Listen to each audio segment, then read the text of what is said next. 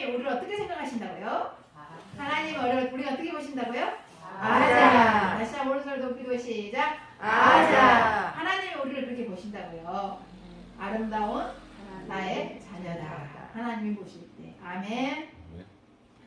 우리에게 이름을 주시고 영원한 하나님의 자녀로 삼아주신 하나님 아버지의 놀라우신 사랑하심과 하나님의 아들이신 예수 그리스도의 십자가의 구원의 은혜가 성령 하나님의 감화 감동 역사 거듭나게 하시는 가운데 오늘 이 시간 우리 가운데 여전히 함께하고 계심을 믿습니다.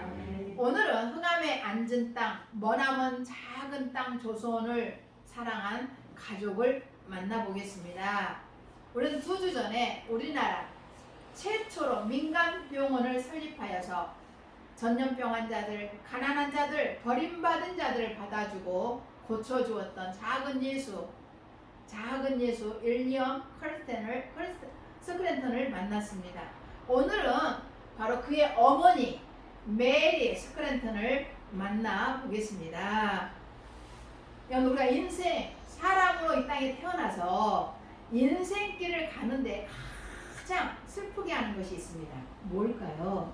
인생을 가장 슬프게 만드는 것 뭘까요? 술을 해할 수가 없겠죠. 많죠. 근데요 그 모든 것을 능가하는 인생을 가장 슬프게 하는 것 단연코 한 가지가 있어요. 뭔지 아세요? 뭘까요? 사람 대접 못 받는 거. 인간으로 태어나서 사람 대접 못 받고 사는 거요. 이것이 인생의 가장 큰 슬픔이에요. 맞죠? 근데 돈이 없어도요 사람 대접 받으면 살만해. 직장을 잃어도 사람 대접 받으면 살만해. 사람 대접 못 받는 거. 여러분들 나라 잃어버리면요 사람 대접 받을까요 못 받을까요? 못 받습니다. 여러분들 가문이 망해버리면요 사람들 받아 못 받아? 못 받아요. 옛날 우리 어머니들 시집 갔는데요 친정이 튼튼하지 않아요. 그럼 시댁 식구들이요 전혀는 때려도 된다. 친정이 없으니 전화는 마음대로 해야 된다고 그렇게 했어요. 그래서 친정이 튼튼하면요 때리지를 못했어. 왜? 뒤에 배경이 튼튼하니까 사람들이 그랬단 말이에요. 그런 거 똑같아요. 여러분들 사람 대접 못 받고 살던 사람들이 있었습니다. 누군지 아세요? 바로 조선의 여성들이었어요. 조선이라고 하는 나라의 여자들이었습니다. 일령 아들 부부와 손녀딸 7살 된 손녀딸과 함께 바로 3대가 1885년에 바로 미국 북감리교 성교부의 파송을 받고 조선에 들어온 사람들이 바로 일리엄 스크랜턴 가족입니다. 이 메리 스크랜턴은 바로 고령의 나이였어요. 당시 53세였습니다. 지금은 53세가 청춘이지만 우리나라 옛날에도요 53세가 고령했다는 증거가 있어. 뭘까요? 53세가 고령인 증거 있잖아요. 뭐예요? 환갑잔치. 맞지요? 여러분들 환갑잔치가 고령이 이란 증거야. 60 살면 아주 이거는 겁나게 오래 산 거예요. 그래서 그걸 축하해주기 위해서 잔치를 해줬어. 그게 환갑잔치. 근데 지금 환갑잔치 할까요 안 할까요? 안 해. 왜? 지금 그 나이는 청춘이거든. 지금 몇 세 시대? 100세 시대거든요. 그러니까 이때 53세는 거의 80세가 넘은 나이인 거예요. 우리 지금으로 치면. 이게 고령이죠. 고령의 나이에 바로 그는 조선에 들어왔습니다. 근데요, 이 메리는요, 이 고령의 나이에 이 조선에 들어오는데 이유가 있었어요. 분명한 목적을 가지고 들어왔어요. 분명한 목적을 가지고. 물론 다른 사람도 그랬지만 메리는 더 특별했습니다. 메리는 북감리교, 미국 북감리교 해외 여성 선교회 WFMS에 파송을 받아서 조선에 들어오게 되는데요. 바로 들어오게 된 그 이유가 있었어요. 그것이 뭐냐면 감리교 해외 기관지에 실린 글을 보게 됩니다. 한국에 들어와 있는 선교사님이 그 선교에다 실은 글을 보게 된 거예요. 뭐 아펜젤러 선교사님이라 되겠죠. 그걸 보게 된 거예요. 어떻게 쓰이냐면 조선의 여성은 이름이 없다고 한다.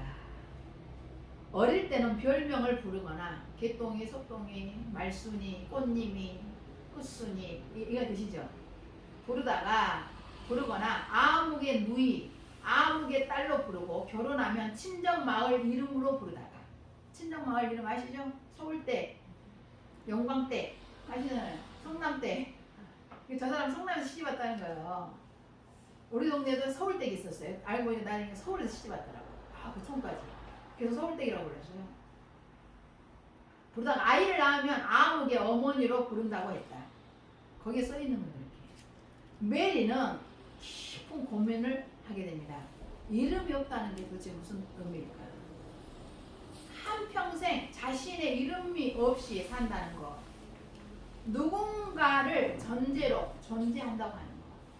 이게 누군가, 누구의 엄마로, 누구의 아내로, 이해가 되시죠? 누구의 누나, 누이로 존재한다는 것. 그것은 무슨 의미일까? 여성이 사회적으로 존재 가치를 인정받지 못한다는 것이 아닌가? 여성이 사회적으로 존재 가치를 인정받지 못한다고 하는 것이 아닌가 결론에 도달하게 됩니다. 조선의 여성이 그런 존재라면 더더욱 절실한 것이 여성 스스로 여성이 여성에게 배우고 가르치는 교육일 것이다 라고 생각을 하게 돼요. 그래서 그는 조선에 들어오자마자 제일 먼저 한 것이 뭔지 아세요? 바로 여자 전문학교를 세웁니다. 여자 전문학교를 세우기 시작해요. 조선 여성을 사람답게 만들고자 한 목적이 있어요. 그러니까 조선에 들어올 때요 한 가지 표가 있었어요. 뭐냐면 사람답게 뭐 한다고요? 해주어야 한다는 거. 사람답게 해줘야 한다. 따라서 하시 바랍니다. 사람답게 해줘야 된다. 다시요. 사람 대접받게 해줘야 한다. 사람 대접받게 해줘야 한다. 이 한마디를 갖고 한국의 조선에 그래서 그에게 있어서 그때 당시는 성교의 문이 열려진 곳이 어디냐면 인도, 중국, 일본이었어요. 근데 메리는 자기는 저기 조선에 가겠다는 거야.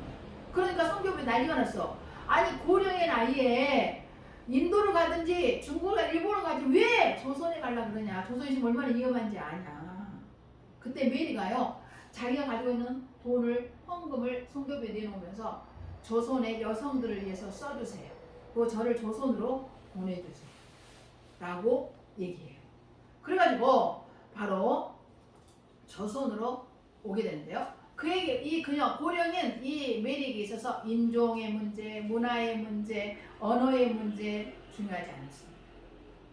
오로지 메리의 마음속에는 조선 여성들을 사람 대접받게 해주고 싶다.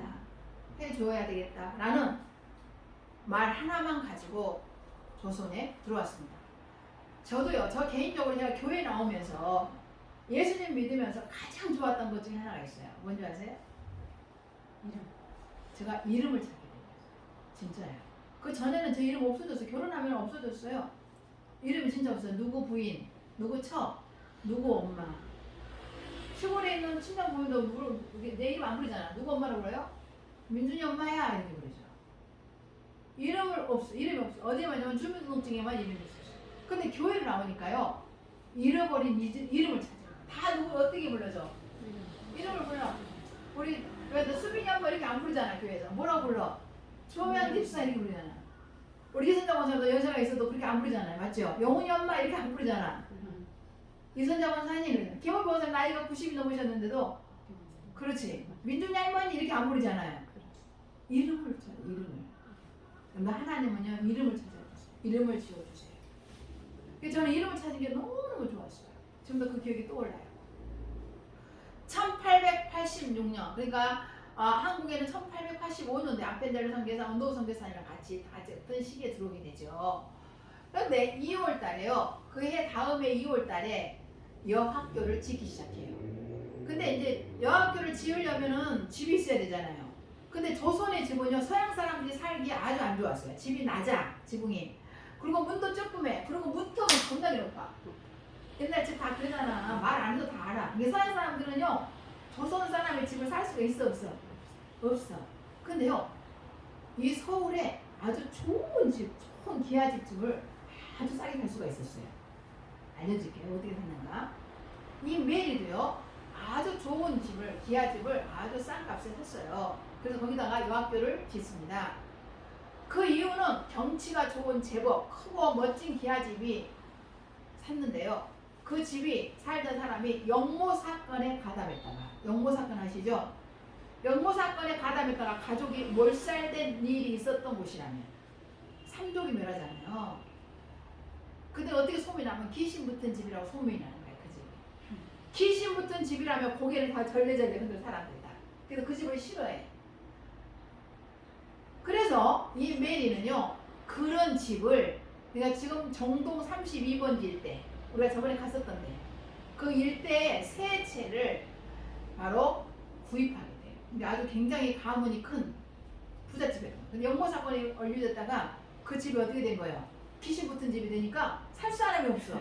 그러니까 메리가 돈을 조금 주고 산 거예요. 그래가지고 최초로 여자 전문학교 이화학당을 세웁니다. 여러분들, 이 1886년 되면요, 옛날이야. 근데 이 조선 땅에요, 여자 전문학교가 생겼어요. 이건 진짜 기적이야. 놀래도 안 해. 나도 안 놀래. 모르니까. 대단한 여자 전문학교를 세우게 돼요. 학생들은요, 상류층, 4대부 양반들 여성이 아니었어요. 첩들, 양반 첩이 됐던 사람들, 버림받고 이런 사람들, 그 다음에 가난하고 버림받은 여자아이들, 이런 아이들이 이 학교의 학생이었어요. 그 학생 중에 예를 하나 제가 알려드릴게요. 학생 중에 한 명이 있었어요. 꽃님이라고. 서약서, 이게 스크린턴이나 보고 간 거예요. 미국인 야소교 선교사, 그때는 예수교를 야소교라고 했어요. 야소교. 미국인 야소교 선교사 스크랜턴은 조선인 박씨와 다음과 같이 계약하고, 이 계약을 위반한 때는 어떠한 벌이든지 어떠한 요구든지 받기로 함. 나는 당신의 딸 꽃님이를 맡아 기르며 공부시키되 당신의 허락 없이 서방은 물론 이만 결혼은 물론 조선 안에서라도 단 10리라도 데리고 나가지 않기를 서약함. 1886년 모일 스크랜턴. 근데 꽃님이라고 이름을 지은 거 보니까 이름, 별명인가 이름, 얼굴이 예뻤던 모양이죠. 서약서를 받아둔 박씨 여인은 여전히 못 믿어온 눈치였다. 뭐라 손살같이 말을 퍼붓더니 가슴을 퍽 치다가 손바닥을 내밀면서 도장 손가락 눌렀더니 신용을 했다. 메리 스크랜턴에게 조선어를 가르치며 통역을 하는 애아문 관리, 지금 말하면 애교통상부예요. 애아문 관리가 설명을 했다. 서약서에 손바닥으로 도장을 찍어달라고 저러는 것이요. 이 여자가 이제 말이 안 되니까 가슴을 찍어서 서약서를 받아 들고 손가락을 이으면 이 흉내를 내니까 스크랜턴이 뭔지를 모르는 거예요. 이해를. 그랬더니 애아문 관리가 통역 조선을 가르치는 선생님이 이렇게 말하는 거예요. 글을 모르는 처지에 그 흔한 손도장마저 없으니 당체 못 믿겠다고 하는 거지요. 이 종이조각을 못 믿겠다. 뭐 도장을 찍어라. 불과 며칠 전에 메리 스크랜턴을 찾아와 어린 딸을 맡기고 간 사람은 박씨 자신이었다. 소문을 들으니 여기 오면 여자애를 먹여주고 재워주고 입혀준다면서요. 사는 게 너무 막막하고 캄캄해서요. 딸이라도 제대로 먹을 수 있다면 그 덕에 입 하나 덜면 다른 식구들도 좋을 테고, 그러면서 꽃님이를 데리고 와서 맡긴 거예요.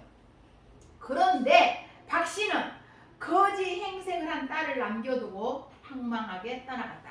그런데 느닷없이 들이닥쳐 내 딸 내놔라! 내 딸 내놔라! 라고 난리를 피웠다.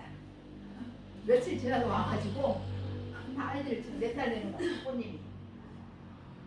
그러면서 이 박씨 꽃님 엄마가 뭐라고 얘기하냐면, 동네 사람들이 날들어 뭐라 그러는지 아시오?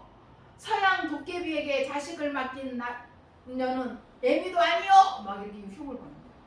서양 도깨비한테 자식을 맡긴 애미는 엄마도 아니다. 부모님은.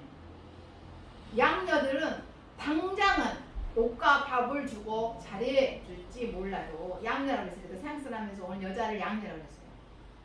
나중에는 양국으로 데려가는 거야. 서양 자기네 나라로 데리고 가서 데리고 간다며 양국 사람들은 사람의 머리와 팔다리를 동광동광 잘라서 통조림을 만든다. 근데 그때 당시 저국 사람들 생각이 서양 사람들은 처음에는 옷 입혀주고 잘해주다가 자기들한테 뽑아가지고 손발 다리 다 잘라가지고 동광동광 잘라서 통조 아니 이제 서양 도깨비니까 그렇게 동광동광 통조림을 만든대요. 걔집에는 눈을 빼서 약을 만들고 걔집에는 눈 빼서 약 만들고 아이들은 삶아 구워가지고 물약 만든다. 물약 만든다고 그러지 않소? 내 딸 내놔요! 뭐 이런 거예요. 동네 사람들이 그 얘기를 해준 거예요. 거기 맞겠다는 얘기를 듣고서 당신이 어디 엄마냐고 양녀들은 처음에는 옷도 입고 잘해주다가 나중에 자기네를 데리고 가서 팔다리 다 잘라가지고 통조림 만들고 여자애는 눈알 빼가지고 약 만들고 애는 구워가지고 물약 만들고 얼마나 기가 막히게 했어요. 여러분들 내가 엄마라고 생각해봐. 기가 막혀 안 막혀? 그렇지. 속이 뒤집어지지. 서약이고 무집 가가지고 당장 내놓으라 해야지 맞겠 않겠어요? 그래서 이 꽃님이 엄마가 박씨 부인이 이웃의 비난에 너무 주눅이 들기도 하고 새로 들은 소문에 겁이 잔뜩 먹었어요. 그래서 당장 딸을 데려가 또 펄펄 뛰는 겁니다. 메리 스크랜턴이 아무리 달래고 진정을 시키려고 해도요 막무가내요. 내 딸 내놔야 무조건. 그래서 양 관리가 도와서 서약서까지 썼고 그랬는데도 신통치가 않았던 거예요. 그냥 소문이 너무 크니까. 메리 스크랜턴은 박씨가 하자는 대로 일단은 어떻게 됐어요? 그 서약서에 도장을 일단 찍어줬어. 근데 거기 와가지고 확신을 주느라고 찍어주고 했는데도 안 되는 거예요. 그래서 손에 묻은 그 묵을 다 닦아내고 나서 이 스크랜턴이 박씨 부인의 손을 덥석 잡고 그의 눈을 쳐다보면서 이렇게 말했어요. 말이 조선말이 1년밖에 안 됐으니까 서툴잖아요. 나는 도깨비가 아니라 사람입니다. 그냥 서양 도깨비라 그래요. 나는 도깨비가 아니라 사람입니다. 나를 한번 믿어보세요. 나는 꽃님이에게 밥이 아니라 사람 대접을 받도록 해주고 싶어요. 이렇게. 나는 꽃님에게 밥이 아니라 사람 대접을 받도록 해주고 싶어요.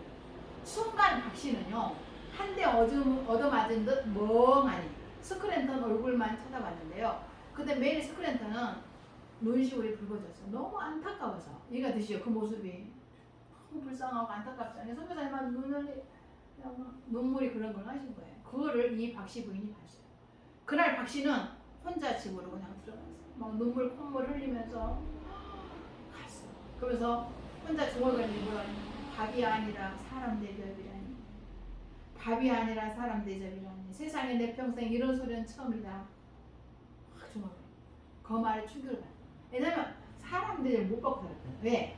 여자는 사람이 아니었어 당시에. 이해가 되시죠? 사람이 아니었어. 별로 인정을 안 하시네. 당시 조선 여자들이요 사람이 아니었습니다. 여자들 어디서 사람이에요? 그 칠거지약 만들어서 내쫓아내고 막 그 버리고 때리고 그러지 않았어요?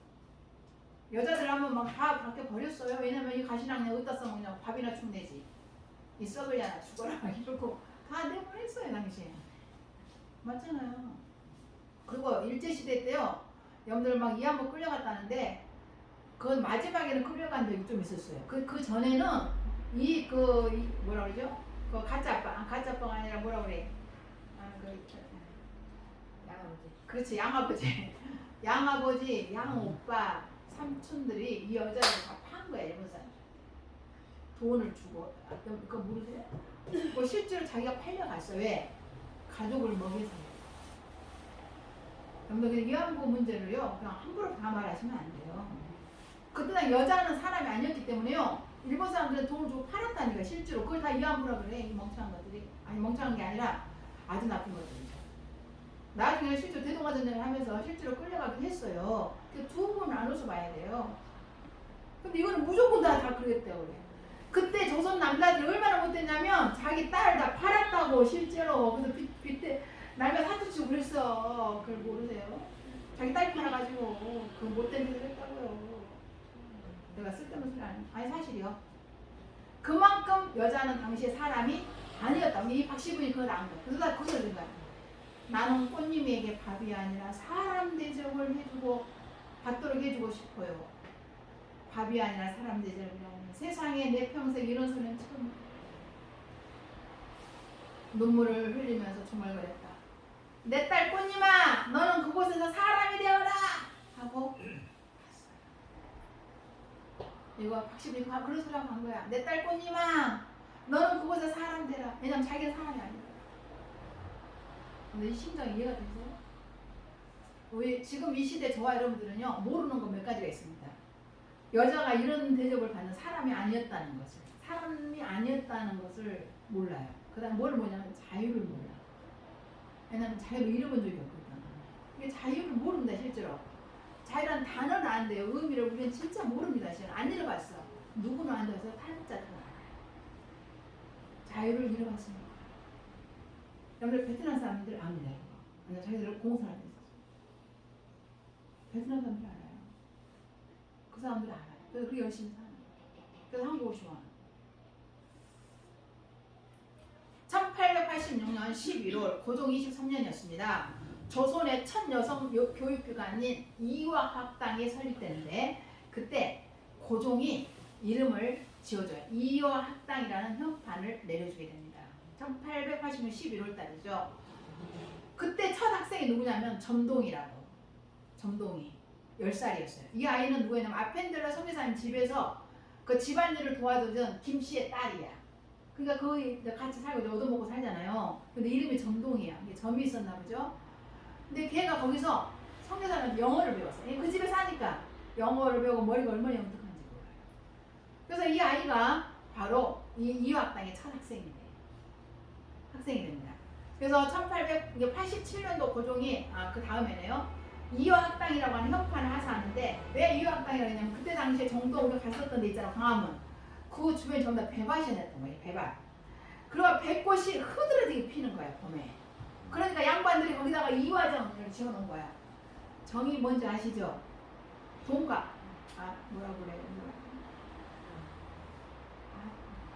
우리 시골에 가면 동네 가운데 있잖아. 뭐라고 그래요? 다들 우리는 동각이라고 불렀어. 이따 듣는 거야. 유각. 정각이라고 그러죠. 그렇죠. 거기에 이화정이라는 집을 주고 여기서 놀이를 하는 거야. 이 양반들이. 그래서 이 고종이야 그 이름을 따가지고 이화학당이라는 현판을 내려줍니다. 이게 1887년이었어요. 그때 학생 수가 몇 명이었냐면 12명이었어. 점동이 한 명을 시작해가지고 12명이 됐어. 이 12명은요 전부 다 버림받은 애들, 첩들 이해가 되시죠? 가난한 집 여자아이들이었습니다. 근데 1888년이 되면서 학생 수가 점점 늘어나니까 회의에서 선교사님들을 계속 불러들여요. 선교부에 내기를 해. 선교사 보내달라고 해. 아이들은 가르쳐야 되잖아요. 그래서 선교사님들이 많이 불러들였는데 그 중에 아이가 이경숙이라는 아이가 있었어요. 이경숙. 1889년 4월 달에 이 아이 이경숙이 세례를 받습니다. 근데 그때 여자아들 이름이 있었다고 없었다고? 없었어. 그러니까요 그때는 세례를 받으면 세례만 가져왔어. 왜냐면 이름을 지어준 거야. 이름이 없으니까. 그래서 이경숙이가 세례를 받고 이름이 바로 드루실라예요. 드루실라. 성경에 나오는 여자 이름이에요. 드루실라라고 하는 이름을 갖게 됐는데요. 얼마나 이 아이가 공부를 잘했든지 한글도 잘 알고 한문도 잘 배워서 나중에는 그 학생들을 관리하는 학생 생활 지도사가 머리가 좋아. 여기가 그게 뭐 버림받은 아이들 그냥 못 배워서 그랬던 거죠. 근데 그거 가서 배우니까요 이렇게 똑똑한 아이가 된 거예요. 이경숙이라는 아이가 드루실라였습니다. 그래서 이 선교사님과 함께 일하게 되는 거죠. 그래서 조선 최초 여성 교육기관으로 후에는 뭐가 되냐면 이것이 이화여대가 돼요. 이화여대. 이게 누가 세웠다고요? 메리 스크랜턴. 물론 자기 아들 윌리엄 스크랜턴 같이 세웠죠. 그래 지난번 것처럼 서양 남자 의사에게 치료를 꺼려했던 조선 여성들을 위해서 아들 윌리엄과 함께 1887년에 이화학당 내에다가 보고여관을 세워요. 지난번에 말씀드렸잖아요. 제가 보고여관. 그건 바로 조선 최초 여성 전문병원이었어요. 여성 전문병원. 남자 의사한테 가서 치료받기 쉽지 않잖아요. 여러분들 윌리엄 스크랜턴이 민간병원 세웠다 그랬죠. 그 전에 제중원이 있었잖아요. 근데 그 병원하고 차이가 뭐라고 그랬어요? 그 병원은 국가에서 관리하는 국가 재정 지원을 받았다고. 근데 윌리엄 스크런트에 세운 시병원은 국가 재정을 안 받았다고. 가난한 자들, 버림받은 자들 같다. 이런 사람들은 이 광해원을 갈 수 있어 없어? 세종원을 못 가. 돈이 없어서 못 가고 신분 차이가 있으니 갈 수 있어 없어? 못 갔어. 그래서 점령권이 다 죽는 거야. 그때 윌리엄 스크랜턴이 어머니랑 같이 동대문에, 상동에, 아오게에다가 뭘 세웠다고? 그럼 병원을 세웠어. 근데 여자 아이들을 위해서 이화학당 내에다가 바로 보호구역을 세웁니다. 이 보호구역 이름 뜻이 뭐라고 했어요? 기억나시나요? 여성을 보호하고 구하라. 이게 고종이 이름을 지어줬어. 고종이 현판식을 내려줬어요. 뭐라고요? 보호구역안이라고 하는 이름을 하사했어. 그러니까 여성을 보호하고 구하라라고 하는 뜻으로 보호구역안의 이름을 하사합니다. 후에 이 보호구역안이 뭐가 되냐면 동대문 이대병원이래요. 동대문 이대병원이 됩니다. 우리나라 최초 여자 의사가 누군지 아세요? 우리나라 최초의 여자 의사가 누구냐면 아까 제가 말씀드렸잖아요. 전동이야. 전동이. 그 아펜젤로 선교사님 집에서 일을 도와주던 일 봐주던 김씨의 딸 전동이었어요. 근데 전동이가 10살에 영어를 배우고 공부 잘했다 그랬잖아요. 그래서 유학생이 첫 학생이 됐다는데 이 전동이가 세례를 받고서 세례명이 뭐냐면 에스더야. 근데 그 이름은 우리가 원래 하면은 무슨 에스더가 돼야 돼요? 김씨 딸이니까 김에스더가 돼야 되잖아요. 근데요 박에스더가 됩니다. 왠지 아세요? 왜냐면 이 여자애는 아버지 성도 못 가졌단 말이야. 그 시절에는 자식인데도요 아버지 성을 못 가졌어. 그래서 전동이가 공부를 너무너무 잘해요. 나중에 로제타 선교사님, 로제타 홀 선교사님이 통역도 해요. 나이가 똑똑해가지고. 근데 박에스더인데요. 왜 박에스더는 박유산. 그때 배제학당에 있었다고 그랬죠. 거기 남자 학생들 많았을 거 아니야. 그래서 이 전동이하고 결혼을 해요. 박유산이라고 하는 청년하고 학생하고 이 전동이가 결혼을 해. 그래서 남편 성을 따라서 박에스더가 돼. 그래가지고 1900년도 6월달에요. 선교사님들이 이 부부를 너무 똑똑하니까 미국으로 유학 보냅니다. 이승만 유학 보내듯이. 그래서 미국에 가가지고요 유학을 하는데 남편이 먼저 죽습니다. 거기서 폐결핵으로. 그래서 젊은 전동이가 에스더죠. 얼마나 실망이 됐겠어요. 그래도 실망하지 않고요. 여러분들 어디서 의사 자격증 따는 줄 아세요? 그 유명한 존스 홉킨스 대학이에요. 여러분들 세계에서 가장 유명한 의과대학이 어디냐면 존스 홉킨스 대학이에요. 잘 모르시는구나. 여러분들 그 병원이 유명한 것 중에 하나가 뭐냐면 동성애. 이 동성애자를 주장하는 게 뭐냐면 동성애에는 유전자가 있다는 거예요. 유전자. 동성애 유전자. 그러니까 이거는 선천적인 거니까 동성애를 인정해달라 이 얘기하는 거예요. 그래서 존스 홉킨스 병원에서요 40년 동안 동성애자들 대상으로 동성애 유전자가 진짜 있는가 없는가를 연구를 했어. 40년 만에 결론 나왔어. 뭘로? 없다. 창세기 1장에 나오죠. 남자 여자 창조하신 하나님이 동성애 안 만들었다고. 이거를 증명해낸 병원이 존스 홉킨스 대학병원이에요. 근데 이 전동이가 거기서 의과를 약을 맞춰가지고 의사를 해. 머리가 얼마나 좋은지 아시겠죠? 근데 누가 다 공부 가르쳤다고? 선교사님들이 가르친 거지. 이승만도 똑같고요. 맞아요. 자기 힘으로 갈 수 있어 없어? 이름도 없는데 어디로 가요? 어디 미국을 가고 그렇게 좋은 남자만은 결혼을 어떻게 해요? 그래가지고 미국에서 돌아옵니다. 그리고 최초의 여자 의사가 되는데 나중에 이 보호구역안이 있죠. 병원. 동대문 이대병원이잖아요. 거기를 맡아서 이제 병원장을 하죠. 의사가 되는데 우리나라 최초의 여자 의사가 바로 정동희. 박에스 나중에 이름을 바꿔요. 뭘로? 김에스더라. 이름이 바뀝니다. 그냥 자기 아버지 성을 따르게 되죠. 이제. 그래서 그리고 1888년도 1월달에요. 이 메리 스크런트는 여성 주일학교를 처음으로 시작해요.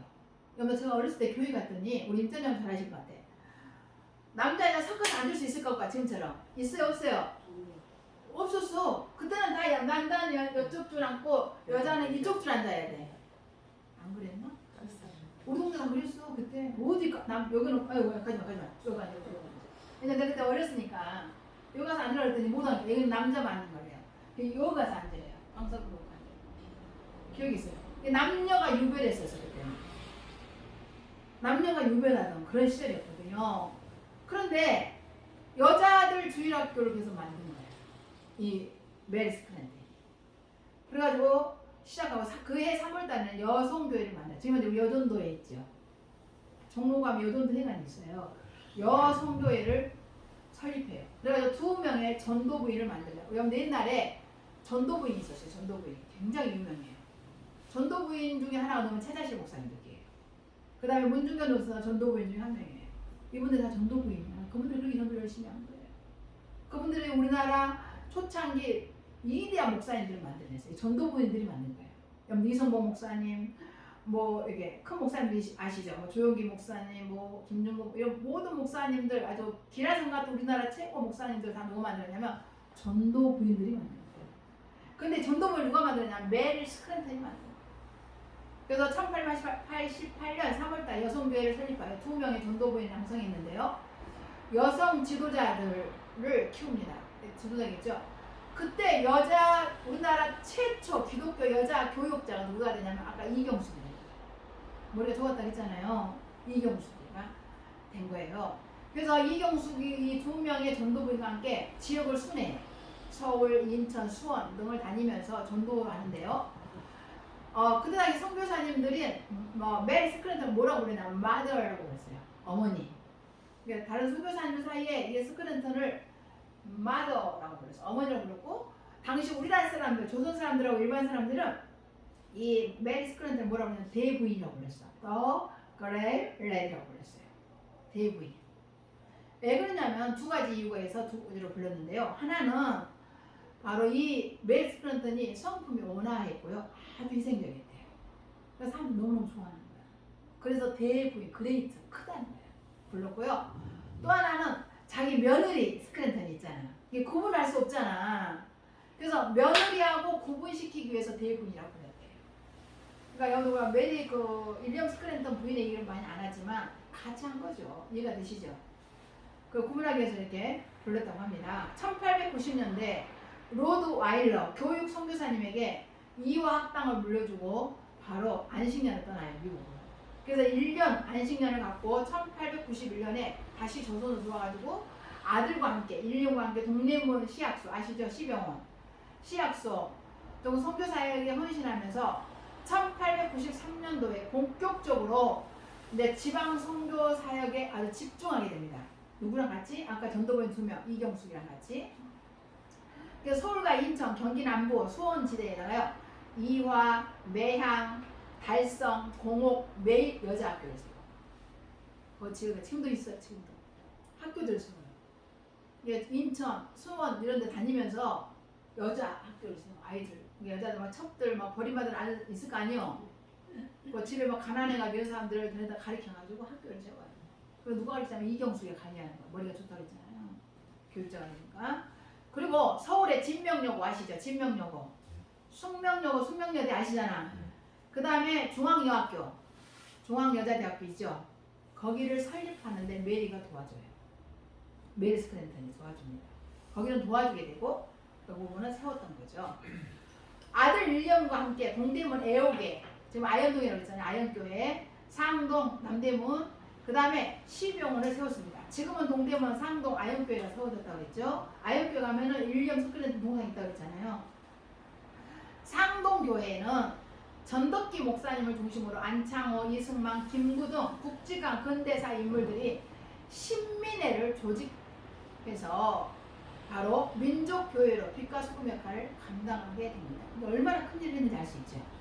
윌리엄 스크랜턴 선교사님이 세운 이 상동교회가 지금도 상동교회는요 3일 중학교, 3일 공고등학교 그리고 협성대를 운영하고 있대요. 이 상동교회가 누가 세운 교회가? 윌리엄 스크랜턴과 메리 스크랜턴이 세운 이 교회가 어마어마한 일을 한 거죠. 1909년 10월달 6일 10월 6일입니다. 24년 동안 조선의 여성들을 사람 대접받게 한 후에 그는 77살, 77세에 천국의 부름을 받고 지금 양화진에 안장돼 있어요. 안장돼 있는데요. 메리 스크랜턴이 죽었을 때 여러분들 그 조문 행렬, 참배 행렬이 여러분들 얼마나 길었는 줄 아세요? 3마일, 5km인데 5km. 그러니까 이 메리 스크런들이 죽으니까 장례식에 그렇게 많은 사람들이 그렇게 이게 늘어선 사람들이 5km예요. 5km면 얼마인지 아시죠? 심리가 넘어. 4km가 심리예요. 심리가 걸어서 50분에서 1시간 걸리는 거예요. 우리가 4km면 걸어서 50분에서 1시간 되는 거리가 4km야. 5km니까 1시간 넘겠죠. 그 정도 되는 거리에 사람들이 꽉 차 있어요. 메리 스크런들이 얼마나 큰일 했는지 알 수 있겠죠? 거기에 나온 조문한 사람들이 누구였을까요? 대부분 여자였을까 남자였을까? 여자들. 그래서 그의 감을 슬퍼했습니다. 그 양화진에 안장했습니다. 지난번 우리가 양화진 갔을 때 봤잖아요.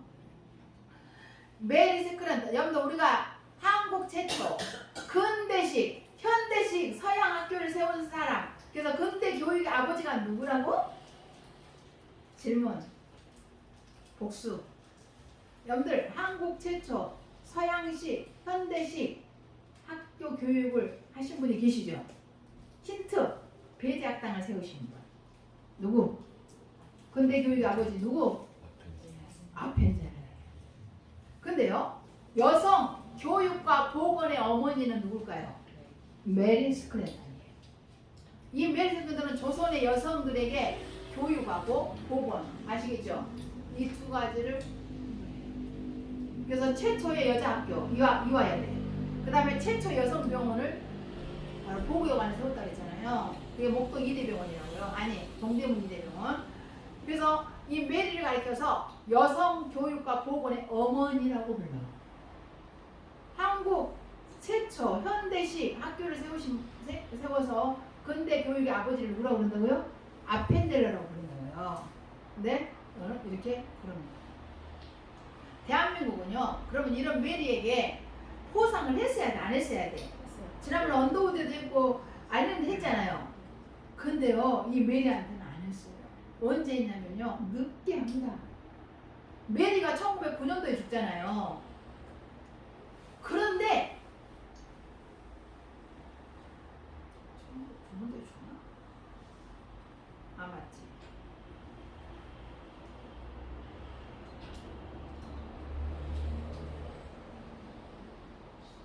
아, 맞아요. 1909년에 죽어요. 1909년에 죽는데요. 바로 2009년도에. 2009년도에서야 바로 포상을 줘요. 뭐 준 줄 아세요? 여러분 2009년도면 무슨 누구 대통령 때예요? 누구 대통령 때? 2009년도면 누가 대통령이었을 때예요? 이명박 대통령. 역시 장엄대상 트레이닝. 여러분 이승만은요 그때 할 수가 없었어요. 이해가 되시죠? 그때 상황에 이승만은 그럴 여유가 없었다고. 나라를 지금 공산당 박헌희가 싸고 있으니까. 김영삼이 장로님이라 그러더만 그것도 안 했어. 공산주의자야. 완전히 김영삼도.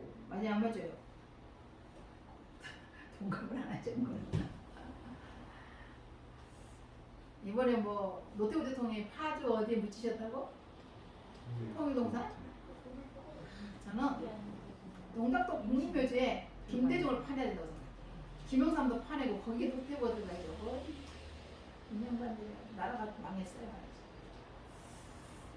이명박 대통령 때요, 여성 선교는 물론 교육 보건에 동원한 메리 스크란턴에게요 무궁화 훈장을 수여합니다.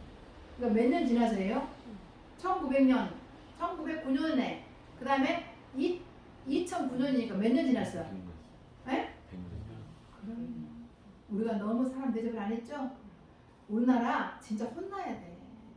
이렇게 큰 은혜를 입어놓고 김한란 박사, 장기래 박사, 여자들 아시죠? 우리나라 그분들이 다 이분들이 만든 거예요. 우리나라 최고의 여자 아시잖아요. 이화여대 학장이었던 김한란 박사, 장기래 박사, 이분들 다 누가 만들었는데요?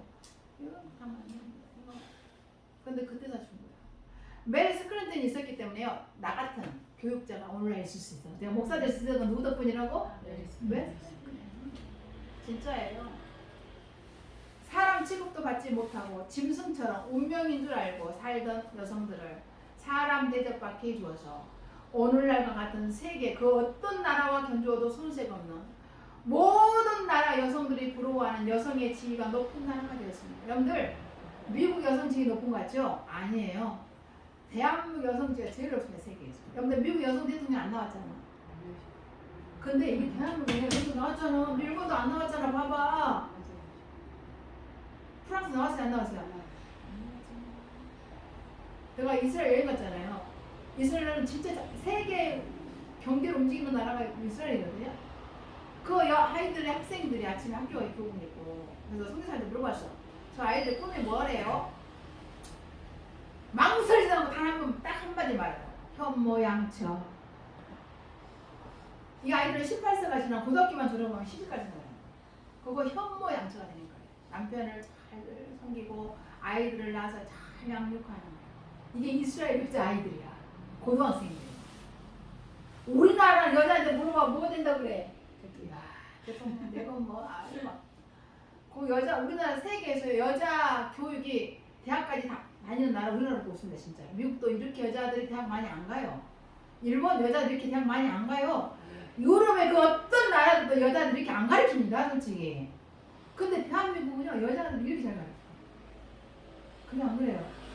저 같은 시골 살던 사람 대학 안 했으니까요. 얼마나 교육이 잘 된, 누구 때문에 그렇다고? 메리 스크린. 세계에서 한국 여성들을 부러워해요. 이렇게 지위가 높은 나라가 없어요. 여자 대통령 나오잖아요. 박근혜 대통령 얼마나 잘했어. 봐봐. 박근혜 대통령 당시에 세계에서 가장 인기 있는 대통령 중에 한 명이 박근혜였습니다. 그거 아셔야 돼요. 박근혜 당시 5개국을 했어. 중국 가서 중국어로 연설을 했고요. 미국에서 영어를 했잖아. 프랑스 가서 뭐 했어? 대학교 가서 불어로 연설했잖아. 영국 가서 영국 영어로 연설했잖아요. 그래서 세계에서 가장 훌륭하고 가장 뛰어난 여성 대통령 누구라고 해? 박근혜. 그 전에도 그 후에도 없어요.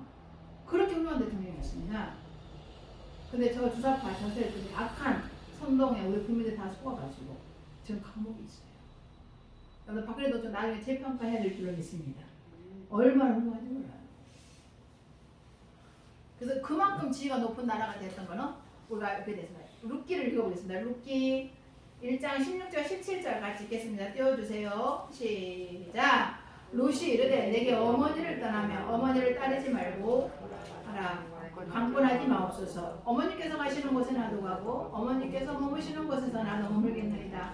어머니의 백성이 나의 백성이 되고 어머니 하나님이 나의 하나님이 되시리니 어머니께서 죽으시는 곳에서 나도 죽어 거기 묻힐 것이라. 어머니를 떠나며 여호와께서 내게 벌을 내리시고 또 내리시기를 원하나이다 하는지라. 아멘. 이게 바로 메리의 마음이었어요. 조선의 여성을 사랑한 메리의 마음이 곧 룻의 마음이었어요.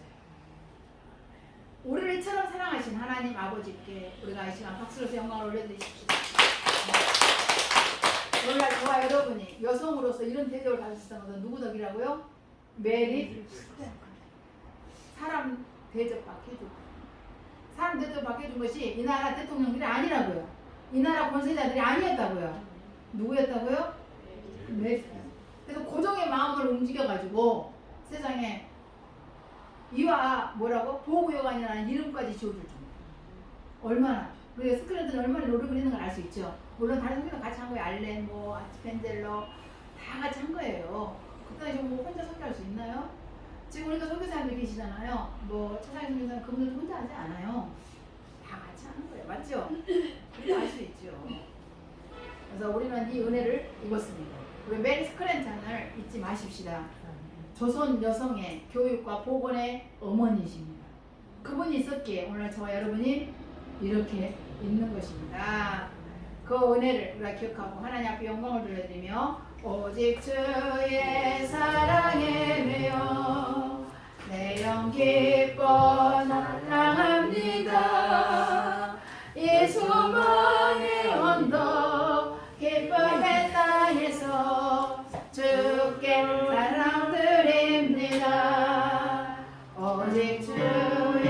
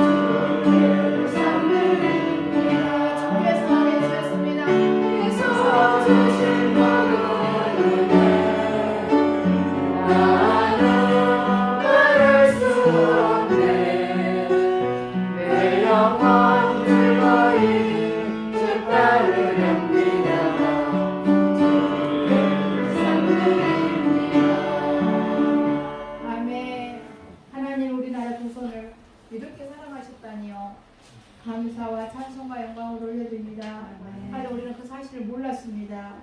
이제 다 어려움을 겪고 나니 이제 알게 되었습니다. 저 베푸신 은혜에 감사함으로 영광을 올려드리고 우리에게 메리를 보내신 하나님께 찬양을 올려드립니다. 그리고 메리를 본받아서 정말로 어렵고 버림받은 자들을 사람 대접받게 해주는 복된 자로 설 수 있도록 축복하여 주시옵소서. 아멘. 하나님의 은혜에 감사함으로 귀한 예물들을 신앙으로 다 맞춤선을 올려 봉헌하오니 받아주시고 지금 영광이 하여 쓰시옵시며 우리 모든 성도님들 한 주간도 예수님 안에서 정말 사람 대접해주며 사람 대접받으며 살아갈 수 있도록 소금과 빛이 되게 하옵소서. 아멘. 예수님의 이름으로 축복하고 기도합나이다. 아멘.